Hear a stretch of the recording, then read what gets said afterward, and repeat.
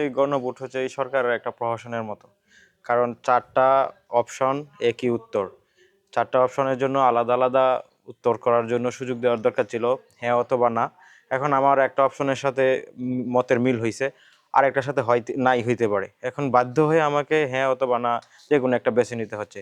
এক্ষেত্রে সরকার আমি মনে করি একটা চালাকি করেছে জনগণের সাথে। আর একটু সুন্দর করে এটা করলে হয়তোবা ভালো হতো। প্রভাব ফেলতে পারে, অবশ্যই প্রভাব ফেলতে পারে।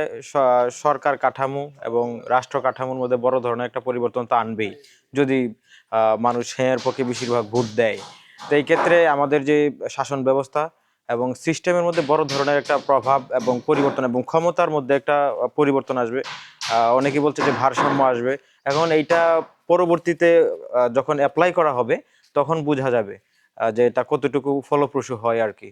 তো আপাত দৃষ্টিতে এটাই মনে হচ্ছে যে একটা বড় ধরনের পরিবর্তন এবং ক্ষমতার একটা ভারসাম্য নিয়ে আসতে পারে।